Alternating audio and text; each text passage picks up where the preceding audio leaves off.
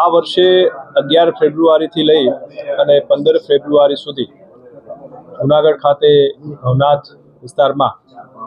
જે મહાશિવરાત્રિનો મેળો થવા જઈ રહ્યો છે એના અનુસંધાને માન્ય મુખ્યમંત્રી શ્રી ભૂપેન્દ્રભાઈ પટેલ અને માન્ય નાયબ મુખ્યમંત્રી શ્રી હર્ષભાઈ સંઘવી સાહેબના માર્ગદર્શનમાં અને સાધુ સંતોના આશીર્વાદથી ને એમના પરામર્શમાં રહી જિલ્લા વહીવટી તંત્ર અને રાજ્ય સરકાર મેળાનું આયોજન કરી રહી છે। દર વર્ષ કરતાં આ મેળો વધુ ભવ્ય બને, આ મેળો રાષ્ટ્રીય સ્તરે અને આંતરરાષ્ટ્રીય સ્તરે ખ્યાતિ પામે અને વધુમાં વધુ લોકો આ મેળાને માણે એના માટેનું આયોજન રાજ્ય સરકાર તરફથી અને જિલ્લા વહીવટી તંત્ર તરફથી છેલ્લા 1 મહિનાથી અમે કરી રહ્યા છીએ। આમાં આ વર્ષે જે આપણે મેળો કરીએ છીએ એમાં ખાસ તો અમુક મુખ્ય બાબતો આપણે જણાવું તો દર વર્ષે આપણો ભવનાથ મેળો જે છે ભવનાથ વિસ્તાર પૂરતો સીમિત રહેતો હતો, એનો વિસ્તાર હવે આપણે વધારી અને જે ગિરનાર દરવાજા છે, ભરણાવાવ દરવાજા છે, ત્યાંથી જ આખો એક મેળાનો માહોલ શરૂ થાય એના માટેનું જરૂરી સુશોભન કરીએ, સેલ્ફી પોઈન્ટ મૂકીએ, જે દરવાજા વચ્ચે છે એનું શણગાર થાય, લાઇટિંગ થાય, એટલે એક અલગ જ માહોલ ભક્તિમય વાતાવરણ ઊભું થાય એવો પ્રયાસ છે। બીજી વસ્તુ કે જે રવેડી છે એ રવેડીનો રૂટ દર વર્ષે લગભગ આપણે 1.5 કિલોમીટર જેટલો હતો, હવે દર વર્ષે લોકોની સંખ્યા જે છે રવેડી જોવા માટે સતત વધતી જાય છે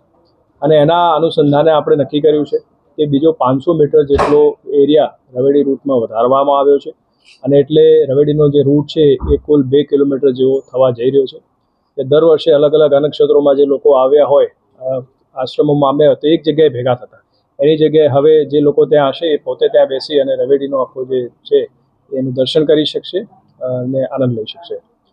બીજો મુદ્દો અમે એક વિચાર્યો છે કે આ વખતે 25 જેટલા અલગ અલગ પાર્કિંગ આપણે નક્કી કર્યા છે અને એમાં અમે એ પણ નક્કી કર્યું છે કે જો આપણે ગિરનાર દરવાજા, ભરણાવાવ દરવાજાથી લોકો ત્યાંથી ચાલીને જાય તો એક આખું આ સુશોભન છે, લાઇટિંગ છે, ભક્તિમય વાતાવરણ છે, એનો આનંદ લઈ શકે એના માટેનું પણ અમે આયોજન કર્યું છે। અલગ અલગ પાર્કિંગની જગ્યાઓ કરી છે અને ત્યાં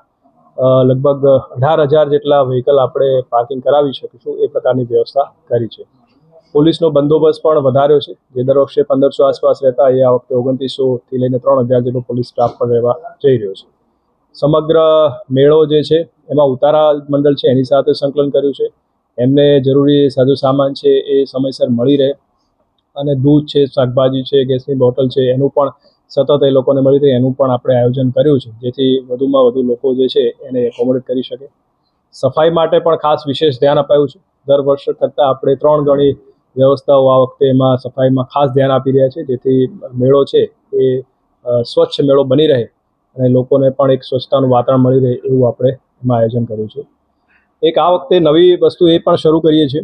કે 11 તારીખે સાંજે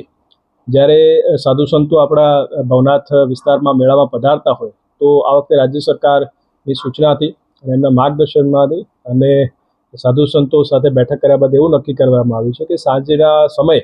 11 તારીખે સાંજે એક નગર પ્રવેશનો આખો એક કાર્યક્રમ આપણે કરવા જઈ રહ્યા છીએ કે જ્યાં સાધુ સંતો હશે એમનું નગરજનો સ્વાગત કરશે, એમાં લોકો એમાં જોડાશે, એમની આરતી વગેરે કરવાની અને એમના આશીર્વાદ લેવાની આખા રૂટ ઉપર પણ લોકો ઊભા રહેશે। ત્યારબાદ આખી જે નગર પ્રવેશ થયા બાદ સાધુ સંતો સાથે આરતી કરવામાં આવશે ભવનાથ મંદિરમાં અને એક ધર્મ સભાનું પણ એ દિવસે આયોજન આપણે કરી રહ્યા છીએ। દર વર્ષે જેમ સાંસ્કૃતિક કાર્યક્રમ આપણે ગોઠવતા હોય છે એ આ વખતે વિચાર છે કે જિલ્લા પંચાયત સામેનું જે પાર્કિંગ ગ્રાઉન્ડ છે એ જગ્યાએ આપણે મોટો એક મંડપ બનાવી અને ત્યાં લગભગ 5-6 હજાર લોકો એક સાથે આખો સાંસ્કૃતિક કાર્યક્રમ માણી શકે એ પ્રકારની આખી વ્યવસ્થા જે છે આપણે આ કરી રહ્યા છીએ। રવેડીનો રૂટ જે છે એ દર વર્ષે કરતાં જે મેં કીધું 500 મીટર વધાર્યો છે, તો જે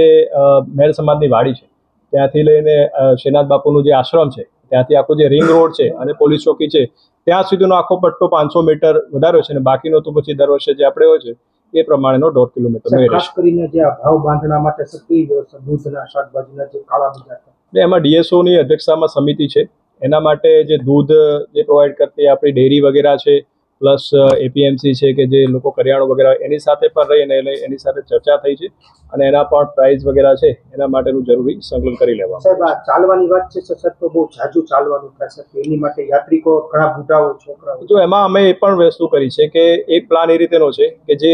ઓલ્ડ એજના લોકો હોય, કોઈ બાળકો આવતા હોય તો એના માટે અમે જરૂરી જે ઈ કાર્ડ જે આપણે કહીએ છીએ કે વ્હીકલ છે એ વ્હીકલ એ રાખીશું. અર્બેનિયા જેવી ગાડીઓ પણ રાખીશું કે જેથી આવા લોકો હોય અને એને જરૂર પડે તો